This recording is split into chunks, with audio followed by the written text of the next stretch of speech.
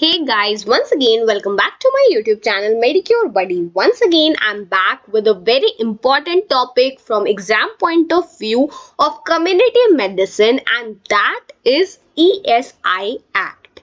ESI Act का full form है the Employees State Insurance Act, जो कि 1948 में आया था. ठीक है फ्रेंड्स, हम इसके बारे में डिस्कस करेंगे, but before we start discussing this topic let me tell you all that मैंने बहुत सारे एग्जाम बेस्ड टॉपिक्स जो कि कई बार एग्जामिनेशन में पूछे गए हैं उनको एज अ प्लेलिस्ट आपके लिए एक जगह रखा हुआ है, तो प्लीज आप एक बार उन प्लेलिस्ट को जरूर विजिट करिएगा. I am sure you will find many useful topics there. ठीक है, तो चलिए अब हम देखते हैं ESI एक्ट क्या है. So basically ESI Act जो था, this was passed in 1948 just after the independence of our country. And उसके बाद इसमें amendment हुआ है 1975 में, 84 में, 89 में and 2010 में. ये act basically किसके लिए है? So as you can see कि ये occupational health वाले chapter में आता है. So it provides certain cash and medical benefits to industrial employee in case of sickness, maternity and employment injury. तो ये क्या करता है, ये एक्ट जो है इसकी वजह से जो भी एम्प्लॉय है वो अगर बीमार पड़ता है, उसको चोट लग जाती है अपने ऑफिस टाइम में या फिर एम्प्लॉयमेंट के टाइम में और मैटरनिटी का टाइम है, तो उस टाइम उस पर्सन को कैश मतलब कुछ पैसे और मेडिकल बेनिफिट्स जो है वो प्रोवाइड करता है. ठीक है, यहाँ पर क्या लिखा हुआ है, स्कोप देखें अगर हम इस एक्ट का.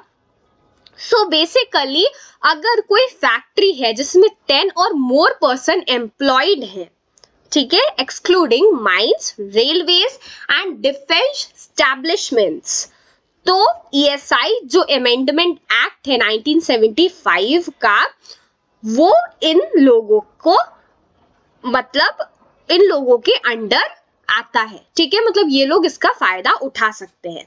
इसमें और कौन कौन से लोग हैं, जैसे स्मॉल फैक्ट्रीज हैं जो 10 से ज्यादा लोगों को एम्प्लॉय कर रही हैं, शॉप्स में जो लोग काम करते हैं, होटल और रेस्टोरेंट्स में काम करते हैं, सिनेमास एंड थिएटर्स में काम करते हैं, road motor transport, newspaper establishment या फिर private medical and educational institution में काम करते हैं, उनमें भी ये सर्विसेज दी जाती है. ठीक है, विद इफेक्ट फ्रॉम 1/5/2010 ये एक्ट सारे एम्प्लॉयज को कवर करता है, चाहे वो सुपरवाइजरी हो, क्लर्कल हो, मैनुअल वर्कर्स हो, और अराउंड 15,000 पर मंथ देता है. ठीक है, इसमें एडमिनिस्ट्रेशन क्या क्या है, तो there are certain committees that has been discussed here which you do not need to know in so much detail.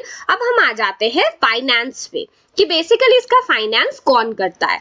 तो देखिए यहाँ पे लिखा हुआ है that the scheme is run by contributions by employees and employer and grants from central and state governments. इसमें employer जो है वो 4.75% देता है. टोटल वेज मतलब उसका जितना सैलरी है उसमें से 4.75% देता है, और 1.75% ऑफ वेज कौन देता है, एम्प्लॉयर देता है. ठीक है, सॉरी बेसिकली एम्प्लॉयर जिसने अपने पास रखा है स्टाफ को वो 4.75 देता है, जिसको सैलरी मिल रही है वो 1.75% देता है. एंड अगर किसी की 70 रुपीज से कम सैलरी है तो उसको इन चीज से एग्जेम्प्ट कर दिया जाता है.